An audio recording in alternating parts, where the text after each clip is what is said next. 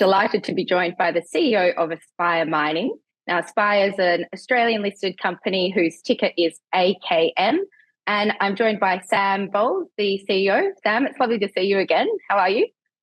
I'm very well, thank you, Dannika. Good to see you. So I guess to begin with, for investors who may be new to the story, would you be able to give a little bit of an intro into who Aspire Mining is and I guess a little bit of an overview of your investment case? Sure. Look, Aspire Mining is actually focused on developing coking coal deposits in Mongolia. We have two tenements, and we're primarily focused on developing the Ovoot Coking Coal Project, which is going to produce a fat coking coal, which is quite unique and highly valued in the region. And you recently achieved a significant milestone with the granting of a road, which signals that you now have all major approvals and permits in place to develop Ovoot.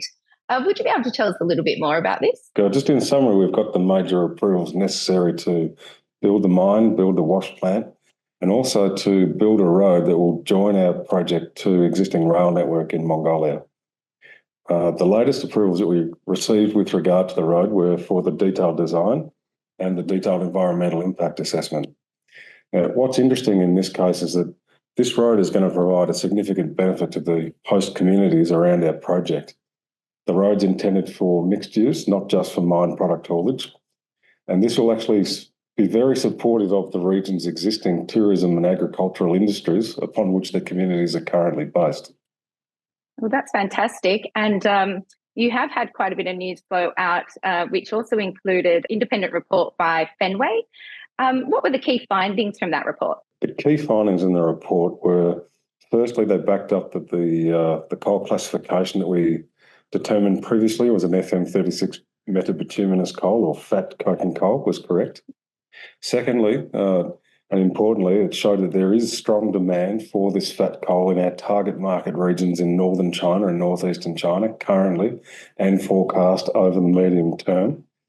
And thirdly, maybe perhaps most importantly, was that the forecast pricing for coal of the specification that we will produce from Ovoot is very strong, much stronger, in fact, than what was included in previous pre-feasibility studies, and we'll be able to use a higher price forecast in an independent technical report to be released later this year. That bodes well for the construction of the project.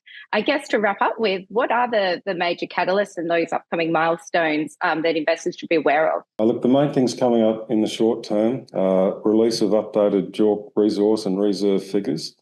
That will underpin then release of an independent technical report, which will tie together the project economic model for everything from mining, truck transportation, railing, and delivery to customers. And we're expecting that to show quite strong results.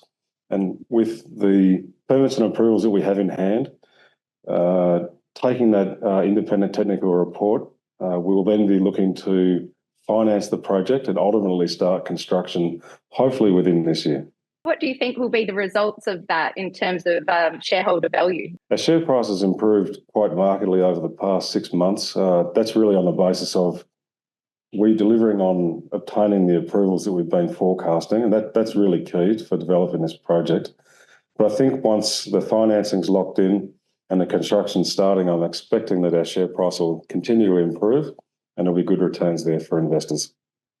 Well, very exciting times ahead. Sam, thanks very much for your time today and look forward to getting another update on your progress very soon. Great. Thanks, Dannika.